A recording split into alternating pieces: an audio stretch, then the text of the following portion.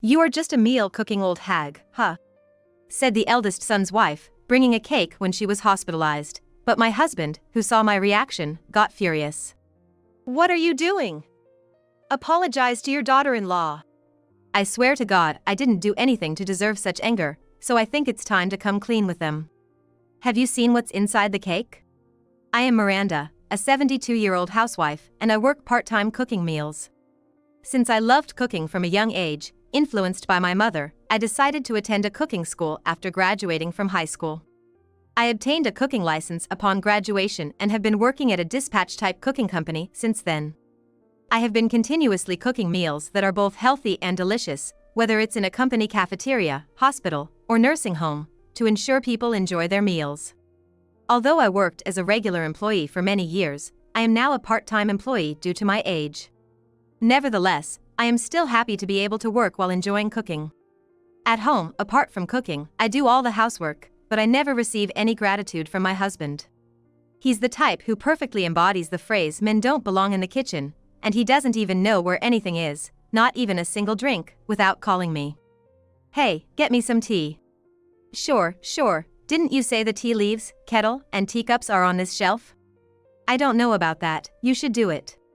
Despite not being able to do anything around the house, he has Everest-like pride as a former department manager of a top-tier company, so I worry if anything were to happen to me. My husband and I have an eldest son and an eldest daughter, and our eldest son got married about 2 years ago. Our eldest son, who is over 30 years old, and it was a marriage introduction at an age considered suitable for marriage in society, so I was thrilled. I actually wanted to introduce her before they got married, but apparently, the timing didn't work out because she insisted on getting married on her birthday. Our eldest son has always been reliable, and I have no intention of meddling in his relationships at this age. On the promised day, we met her for the first time at our house where my husband and I live. She had a slim, petite body, and her big eyes were impressive, making the difference between her and our eldest son apparent. The woman introduced as Carrie, whom our eldest son married, had been living with her parents until she started working as a working adult after graduating from junior college. "My parents were strict, so I've never lived on my own. I'm a beginner at housework, but I'll do my best." With her high-pitched voice and looking up, our eldest son's wife spoke as if she had jumped out of TV or something. Right after she finished speaking, my husband's voice, unable to contain his joy, came bursting in. "That earnestness of yours is the greatest weapon. You're fine just the way you are." It seems like my husband was immediately taken with her adorable demeanor and charming atmosphere. While the cuteness and earnestness that I lack may have been fresh to my husband, I have a bad feeling about it. After that, we had been chatting about my student days, life as a working adult, and how my eldest son and I first met. The relaxed atmosphere suddenly changed in an instant. "Mother-in-law, what happened to your hand?" "Oh, I just cut it a bit while I was working. I guess I was in a rush." "Ouch. By the way, what do you mean by being in a rush?" "I work as a chef at a part-time job, and it happened during work. At my age, I switched from a full-time employee to a part-time, but I still work full hours, just like before." When she found out that I work as a chef, she made a subtle expression that was hard to read. "Working as a chef at a part-time job, does that mean you're one of those ladies cooking meals at the cafeteria?" "The cafeteria lady? Well, I guess you could say that. In my case, I'm more like the cafeteria granny." As I joked and chuckled, my husband started teasing me. "This woman's always cooking, whether at home or outside. She's like a grandma in the kitchen." He probably thought it was funny. Usually, my eldest son would scold my husband, but he happened to be in the restroom at that moment, so there was no one to stop my husband's antics. I was taken aback by the sudden turn of events and couldn't say anything. But what further accelerated my situation was an unexpected remark from her. "Granny in the kitchen, that's right. Always cooking meals whether at the cafeteria or at home. But I'm fine because I'm devoted to my beloved husband." Her response left me speechless, and I couldn't find the right words to reply. However, she continued talking to my son, who had returned from the restroom, as if nothing had happened. "I was just listening to your conversation, and mother-in-law is such a hard worker. I'll do my best to learn from her and work hard too." In the evening, my eldest son and his wife left, but my feelings haven't cleared up since then.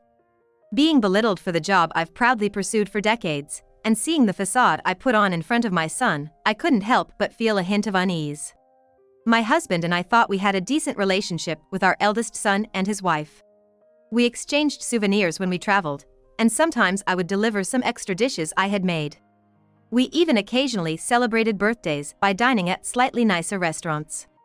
However, as we spent more time with my eldest son and his wife, I began to feel increasingly uneasy about my daughter-in-law's attitude. My daughter-in-law and I are connected as friends on social media, and even her posts raise some concerns. In a recent post about the restaurant we visited for my husband's birthday celebration, only my portion was unnaturally cropped out. Additionally, she posted about the plum wine and pickles I gave her as if she had made them herself. Looking forward to enjoying the plum wine we made together with my husband. And the pickles should be ready to eat soon, full of love and deliciousness. My daughter-in-law, gaining followers as a meticulous homemaker, had already received numerous comments on her recent posts, despite them being posted not long ago. I stared at the screen filled with comments praising my daughter-in-law. Perhaps none of them even considered that someone else had made what she claimed to have made. I couldn't help but wonder if she felt no shame in loudly claiming someone else's work as her own. Although I thought about it, since I wasn't directly affected, I lightly considered continuing to interact with her at a moderate distance in the future. However, I would soon realize that my daughter-in-law was far more dangerous than I had anticipated. I ended up being flagged in a health examination for a certain test item and had to be seen at a major hospital. After being examined at the hospital, I was diagnosed with cancer and had to be hospitalized for tests and treatment for a while. I'll be hospitalized for cancer treatment for a while. So, take care of things at home, okay? Convenient for you to just go to the hospital and leave everything to us, isn't it? Why would he say such a thing when his wife was hospitalized due to poor health? However, I refrained from angering my husband here, as it would be troublesome. Don't say things like that. I'd be happy if you could visit me occasionally. Who would bother to go see your face? I don't even know anything about the house. Well, maybe Harry understands the details better than you do. When I consulted my eldest son, he assured me that he would visit me between work commitments, which relieved me. Since the day he said he would visit was still a few days away, I decided to gather laundry and other things to ask him to take care of. Then, there was a rattling noise, and someone entered. I heard from Harry and got worried, so I came to visit you, said my daughter-in-law, holding a white box from the pastry shop as she entered the hospital room. Oh, Carrie, you're busy too, yet you came to visit. Thank you for coming. Harry will also come next Sunday, but my husband, not at all. I'm happy you came. Then, Carrie, with a smile, placed a white box she brought on the bedside table. Get well soon and please enjoy the cake you used to like. I bought it for you. Thank you. Let's eat it together since you brought it. With a light wave of her hand, my daughter-in-law started preparing to leave. I have a few errands to run now. Please enjoy. Oh, there are 2 cakes in there, she said as she quickly exited the room. Despite some problematic remarks in the past, it was heartening to have her visit with a gift. It made me feel appreciated. Just then, my husband entered, almost as if in passing. You came? Yeah, just happened to be in the area. Carrie came just now, didn't she? He plopped down on the chair next to him as we talked. Yeah, she just left. Harry will come in a couple of days, but before that, she left cakes as a gift. She said there are 2, so would you like to have some? I offered. As expected of Carrie, always so considerate. I prefer cheesecake, he replied. At that moment, along with a sense of unease, I became convinced that a certain concern had been realized. I snatched the box back and tossed it into the trash bin at my feet, causing a crumpling sound as the box collapsed. Hey, what are you doing? Carrie went to the trouble of buying that cake for us. She picked out a cake for you, thinking of you. You're the worst. Are you trying to bully your daughter-in-law now? I immediately questioned my husband. Did you see what's inside the cake? No, I didn't. What's the matter? Still seeming unsure of what I was getting at. Don't go throwing around accusations of bullying. If you think it's bullying, then go ahead and try the other cake, the one you didn't pick, right here in front of me. I'm good, not a fan of whipped cream. If you'd been listening, who said anything about a whipped cream cake? My husband looked bewildered, as if he didn't quite understand what he was saying. I simply mentioned that there were 2 cakes. Yet, despite not even checking the contents, you decided on the cheesecake. Doesn't that seem strange to you? I don't know, I just thought it might be cheesecake. Seeing that he still hadn't grasped the gravity of the situation, I decided to spell it out for him. And furthermore, after that, I only said to try the other cake, not specifically the cheesecake. And what did you say in response? I don't know, what did I say? With a habit of looking away and laughing when caught off guard, it was obvious my husband was trying to cover something up. You said you didn't like whipped cream, so you said it was fine. It's as if you already knew there was both cheesecake and whipped cream cake inside. You're just nitpicking at words, trying to muddy the waters. Seeing his attempt to sweep the issue under the rug, I decided to press further. You haven't even opened the box, and it's not like the contents are visible from the damaged box. Yet, somehow you seem to know what's inside. It's clear you've already figured it out. Don't talk nonsense. I haven't seen Carrie buy the cake, so I absolutely don't know anything. Say whatever you want. Just try the cake that isn't the cheesecake. If there's nothing wrong with it, then apologize and get down on your knees for your bullying. At the mention of kneeling down, my husband's eyes sparkled as if seeing an opportunity for a reversal of roles. But this wasn't the end of what I had to say. If there's anything wrong with the cake, I'll call Carrie right away. Retrieving the cake box from the trash, I opened it to find, as my husband had claimed, a fruit cake generously adorned with both cheesecake and whipped cream. Despite being a bit crumpled, it seemed perfectly fine for a taste test. The cake is a bit crumbled, but it should be fine to taste. I place the fruit cake with plenty of whipped cream on a paper plate and hand it to my husband along with a disposable fork. As soon as my husband puts it in his mouth, he grimaces and mutters something under his breath. Ugh, salty. Gross. You said the cake is salty, right? I knew it. Then, as promised, call Carrie here. Right now. And if you say something strange when you call her, I won't let it slide. As agreed, my husband calls Carrie reluctantly. He's on the phone, and there's no sign of his usual cheerful demeanor. I, his wife, who probably saw through everything, am watching from the side. There won't be any fun. It's almost like reporting a failed strategy to the boss character as one of the minion characters. While thinking about that, Carrie enters the room. What's wrong? I got a call from father-in-law and rushed over, thinking something happened. Did I forget something? I'm such an airhead. Carrie probably doesn't know that her plan has been uncovered. I push the box containing the cake I just took out of the trash can towards Carrie. Yeah, you forgot something. The contents of this box belong to me, right? Of course. You said the cake made with the whipped cream here is delicious. You knew that I have taste disorders from cancer treatment, didn't you? Then Carrie, as if hearing it for the first time, puts her hand to her mouth with a surprised expression. Oh, really? I didn't know that. Since she still seems intent on feigning ignorance, I'll press her a bit here so she can't escape. My husband says this whipped cream is salty. Did you know that strong salty flavors can interfere with treatment? Finally realizing that her plan has failed, Carrie glares fiercely at her husband. Seeing that blaming her co-conspirator won't help, Carrie either intends to cover up or is clearly concocting an excuse. That's strange. Whipped cream being salty? I'm sure the bakery must have mixed up sugar and salt. I'll go to the shop myself to sort it out, so don't worry. You didn't know about the taste disorder, and there's salt in the cake. Do you think that's all there is to it? If I didn't know, there's nothing I can do about it, right? If you blame every mistake, you'll end up being disliked. Sorry, I don't have the culinary knowledge like you. I'll take my leave. As Carrie tries to leave the room, I quickly rush to the door, lock it, and lean against it so she can't leave. Saying there's nothing to be done is something the victim would say, not you. Going to the shop? What are you going to tell the bakery after bringing a homemade cake in a bakery box? So, are you saying you never makes mistakes? That's amazing, I admire you. The tone of Carrie, my son's wife, is almost provocative, but getting into an argument would only make things worse. I operate my tablet device, which was lying on the bed, and open the search engine. The search history shows phrases like foods hindering cancer treatment, salt speeds up cancer, and taste disorders salt. Why does this tablet have search history that I don't remember searching for? Maybe it's your misunderstanding? But I haven't used this tablet recently. When I checked the history, it was around the time you all came back home for the New Year's. I remember using this tablet because I wanted to watch a live stream of a band. I didn't miss Carrie's twitching face. Are you suggesting that I researched cancer progression back then when I only borrowed it for a short while?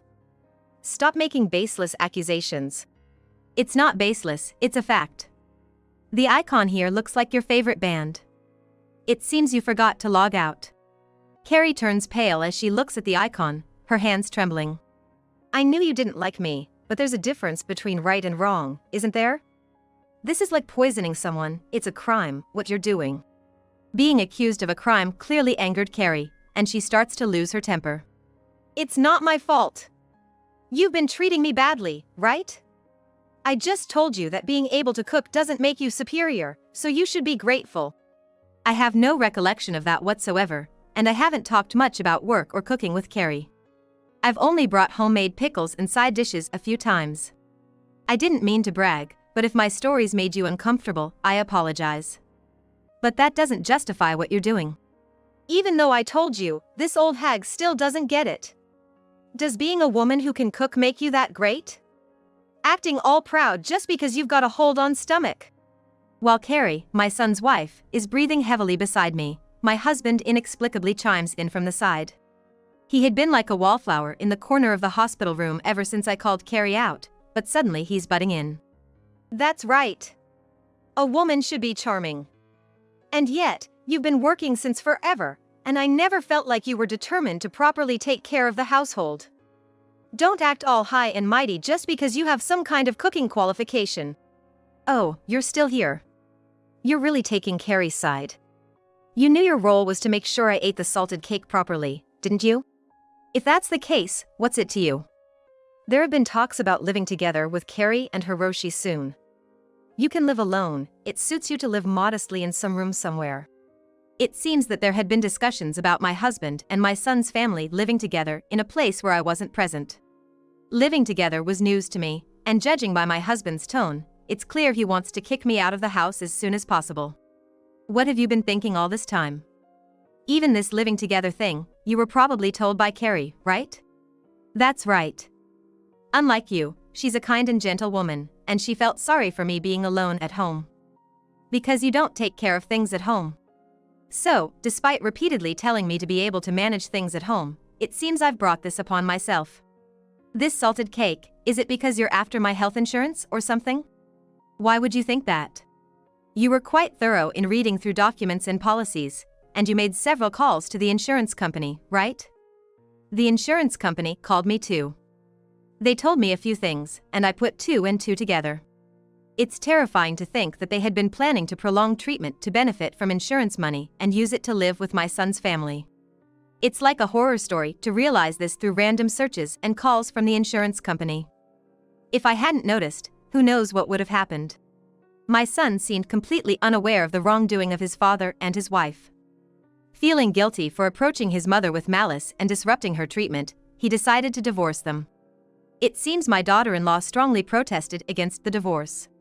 However, my son's determination was firm. He didn't cancel the divorce because he couldn't forgive her for not taking her actions seriously and not knowing what might happen in the future if they stayed together. Thanks to the successful results of my cancer treatment, I was discharged safely. Although I couldn't push myself too hard, I successfully returned to work as a cooking staff member. Since my company operates on a dispatch basis, I work in different locations each time. Upon my return, I was assigned to a local hospital. There are a lot of comments about today's breakfast special menu. Could it be because of this name? Although the surname was different, there was a name on the food ticket that I recognized. Later, I learned that it was the former daughter-in-law who was hospitalized, based on her age and characteristics. The divorce triggered a mental breakdown, leading to hospitalization. She was notorious for nitpicking about meals and daily life, and it seems that the staff had quite a hard time dealing with her. When I went to distribute meals, I encountered the former daughter-in-law arguing loudly with the staff.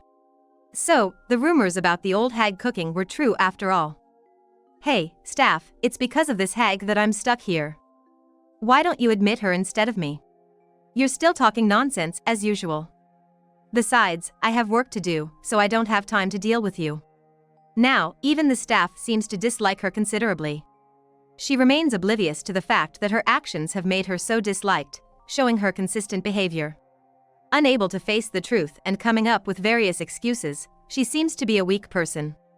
With the divorce of my son and his wife, the talk of my husband living with them has disappeared. Having made a fuss about living together, it would be awkward to continue as before under the same roof. My husband seems uncomfortable with the situation. Recently, my eldest daughter, who has become more relaxed with her work, occasionally visits, which makes me happy. But the only thing that seems to have changed is that he's gradually learning about household chores. With my daughter occasionally dropping by, my husband is caught between me and her, learning the ins and outs of household chores thoroughly. I want him to become self-reliant as I don't know what the future holds for me. Teaching my husband at this age is harder than I thought, but for the sake of our future lives, we have no choice but to do it. When making soup, you usually use chicken for the broth, but when you're short on time, granulated stock works just fine. Nowadays, there are convenient options available, so we should make use of them. I see. I had no idea making soup took so much effort. I used to complain about cutting corners. No, you just didn't know. It's okay as long as you learn from now on. My husband seemed to have realized how much easier he had it by doing things himself and how challenging household chores can be. Lately, he's been expressing his gratitude a little more. I want to live our usual life together with my husband once again, working hand in hand.